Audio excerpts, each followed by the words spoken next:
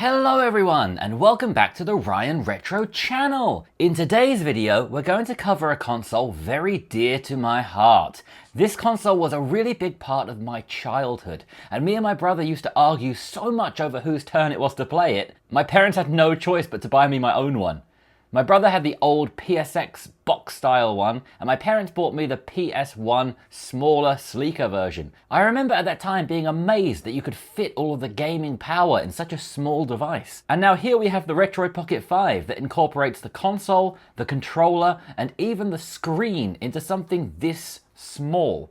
It's incredible. Today's video is going to be a little bit longer than usual as I have so many games I want to try and we're going to delve into some of my favorites from my childhood. Just before we get started, I want to say a huge thank you to Lover Lun for his contribution on a recent video. I really appreciate that. Thank you so much. And I also want to say a huge thank you to Matt Kinley for his donation too. Thank you so much. And in your message, you mentioned my minimalistic approach so everyone can understand. And that is what I can provide to this community. My full-time job is teaching a second language to 5-year-olds, and by the end of the year, they're writing essays in a second language. So if there's something I can do well, it's teaching something in a simple way that anyone can understand. If I can teach them to write an essay in a second language at 5 years old, I can teach anyone to direct an application to a ROM directory. So let's jump into our first game, Crash Bandicoot, an absolutely iconic game from the late 90s. Insanity Beach. Interesting name. I'll add the FPS counter to the screen. We are running all of these tests today at 5 times native resolution for 1080p. It looks sharp, it looks clear. And I'll be surprised if any game dips below 60 frames per second.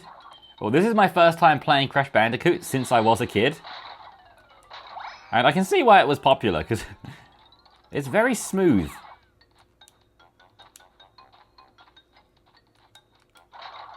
So as far as I can tell, there's only 2 buttons, which is spin or jump. I really like the sound effects. Oh no! Okay, after falling into a hole over and over again, let's move on to the next game. This one runs absolutely perfectly. And it looks really good with the 5 times native resolution. It's nice and sharp. I do have 3 Crash Bandicoot games to try, but let's jump into the next game, Digimon World. In Digimon, every single character ends with Mon. So my Digimon is... I wanted to say Retromon, but apparently you can only name your character 6 letters. Retrom. Okay, then my character is Raimon.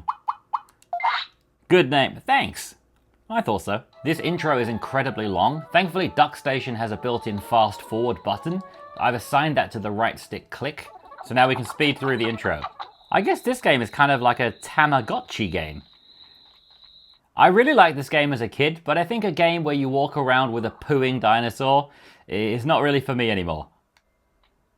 You sit on your poo and you think about what you've done. Let's jump into another game now, Everybody's Golf. I really liked this as a kid. I think in America it's known as Hot Shots Golf. The character's left-handed, that's uncommon in a golf game. I remember playing this game in a store where they had the PlayStation set up that you could try, and I thought it was really fun.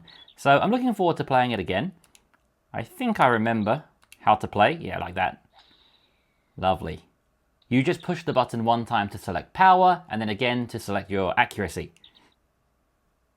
It's a very chill game. Nice on. Nice on.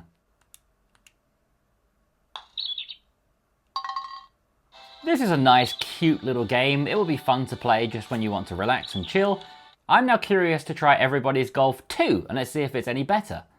So let's now jump into Everybody's Golf 2.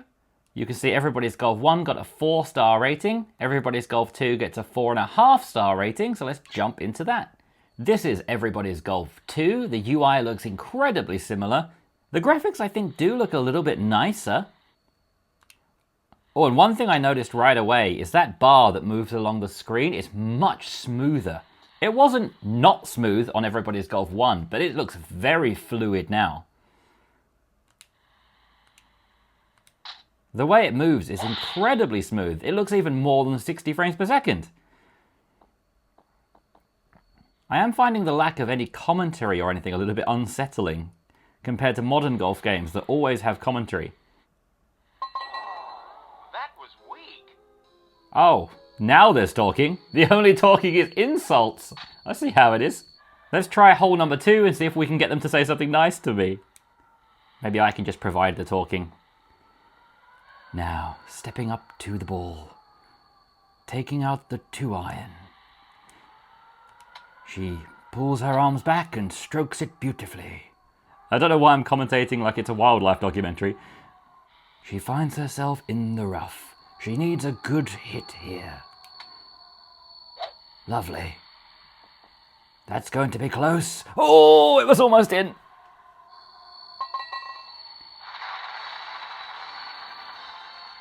Oh, so when I do okay, there's just no commentary. I see how it is. This game's fun. It's a little bit unsettling, the fact there's no commentary. There's just a bit of wind noise. It honestly is a little bit unsettling. But it's a lovely looking game, and it's pretty fun to play. I could definitely see myself playing an 18-hole course on this for sure. But we have more games to show, so let's move on to the next one. Next up, we have an absolute classic, Grand Theft Auto 2. And I bet you've not played a game with this control scheme for a while. You use the arrow keys just to turn around, to pivot your body. You don't actually use them to move.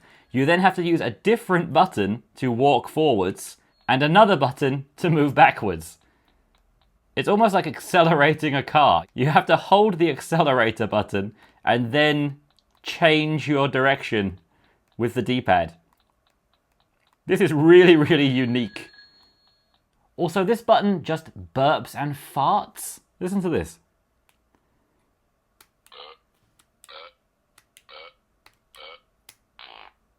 There's a dedicated burping and farting button. It's amazing to think this game has become what it is. The walking button now becomes a driving button. The reversing button is still a reversing button. And the burp and fart button is now the horn.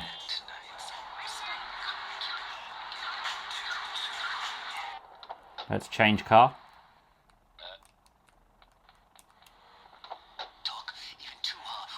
I think this is a police car. Let's see if we can just immediately steal a police car. Let me in. Let me in. I will aggressively burp and fart at you until you let me in.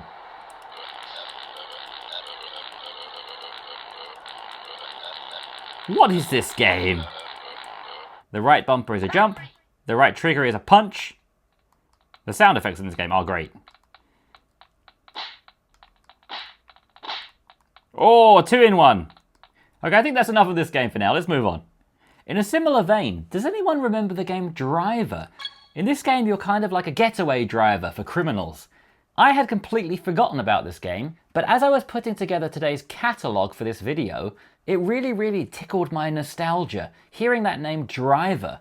I don't remember the game very well, but the name is really familiar. The CD was definitely in my family's collection for sure.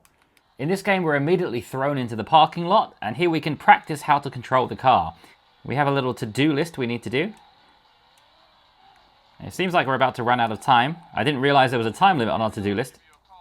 You ran out of time, loser. Why are PlayStation 1 games so aggressive? Okay, brake test. Nope. Reverse 180 degrees.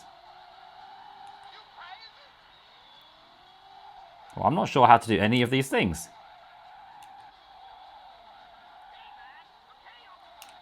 This game is impossible, so I'm moving on to the next one.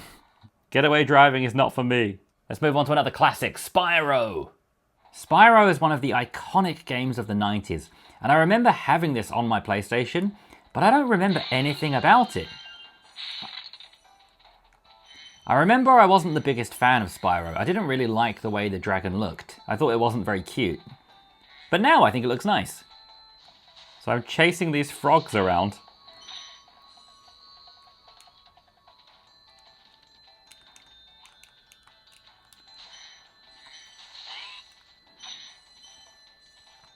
Like all the games we've played so far, it runs beautifully at 60 frames per second. And with the 5x native resolution, it looks really sharp and lovely too. Let's move on to a different kind of game now, Street Fighter Alpha 3. I remember playing this game as a kid, and Akuma is the first character in any game that I ever thought was overpowered. He has some insane combo finishing move that I learned through the instruction manual, and it was just unreal. These old Street Fighter games are just so timeless. Their graphics just look so cool. The kind of comic book style would just never look outdated. I am absolutely terrible at fighting games, but I'm just playing this to show you the performance. Even as a kid, I was never really into fighting games, so I'm just shockingly bad at them. Oh, Shoryuken! I wish I was better at fighting games so I could let you guys know if the latency and everything like that is good, because I'm just so shockingly terrible. It feels like the latency is not good, but I think it's just me that's not good, so I can't really tell you. It was good enough for me to win anyway, and I'm sure if you like Street Fighter, you're going to have a great time playing it on the Retroid Pocket 5. Moving on from a game I'm terrible at, to a game that I played an unholy amount of hours as a kid. This is for sure my favourite PlayStation 1 game ever. I put an incredible amount of hours into this. We're talking hundreds of hours at least. This is World Cup 98. I used to play this all day and all night long. It's an extremely arcadey game compared to modern day FIFAs. Every single slide tackle always works. It's never a foul and you always get the ball. You can score absolute worldies. You can regularly score from basically the halfway line. It's just a really fun game. You've also got the Snickers branding.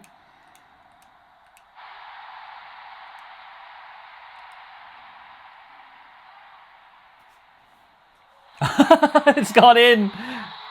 Now that's what I'm talking about. It's just a really fun arcadey game. You don't need to take seriously at all. You can just lightly tap the ball from the halfway line and watch it go straight through the goalkeeper. And what's great about it is that it doesn't really happen to you. If the computer was doing that to you, it would be infuriating. But thankfully that never really seems to happen. It only ever seems to happen in your favor, which makes it just a really fun and enjoyable game. Before FIFA got really sweaty.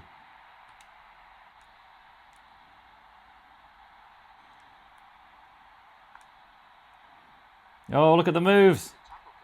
Next up, we have an absolutely infamous game, Yu-Gi-Oh! Forbidden Memories. This game makes absolutely no sense in the whole lore and franchise of Yu-Gi-Oh! It's not related to the card game, it's not related to the TV show. All of the characters in the game are completely new and only in this game.